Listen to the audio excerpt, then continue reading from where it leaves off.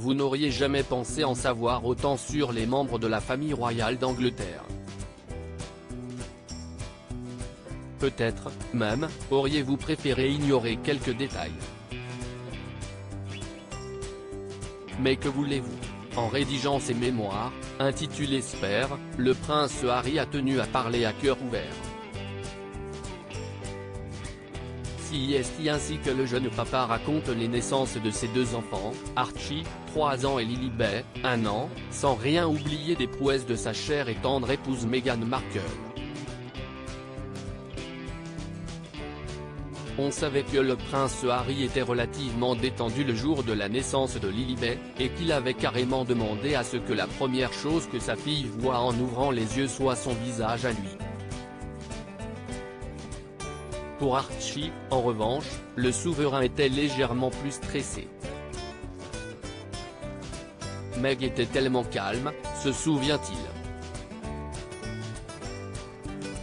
Je l'étais aussi. Mais il n'y avait que 2 manières d'améliorer mon état. Premièrement, du poulet de chez Nando, que nous ont ramené nos gardes du corps. Deuxièmement, une cartouche de gaz hilarant qui était positionnée derrière le lit de Meghan. Seigneur, le mari a tout consommé. Avant que le travail n'approche à sa fin, Meghan Markle, prise en charge par le Portland Hospital de Londres en mai 2019, faisait des exercices sur une balle géante de couleur violette.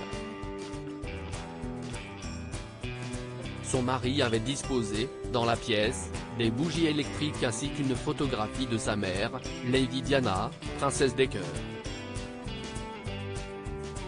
Le gaz hilarant consommé par le prince Harry est du protoxyde d'azote, communément utilisé pour soulager la douleur. Quelle ne fut pas la surprise de l'infirmière, en rejoignant le couple, en constatant que la cartouche destinée à Meghan était vide. Je pouvais voir la pensée naître progressivement dans son esprit, raconte-t-il. Seigneur, le mari a tout consommé. Désolé, ai-je doucement dit. Fort de son expérience, le prince Harry a soigneusement évité de prendre quoi que ce soit le jour de la naissance de la petite Lilibet, en juin 2021. Et pour cause, cette fois, je n'y ai pas touché parce qu'il n'y en avait pas, assure-t-il. Le personnel médical avait, peut-être, eu vent de son passif.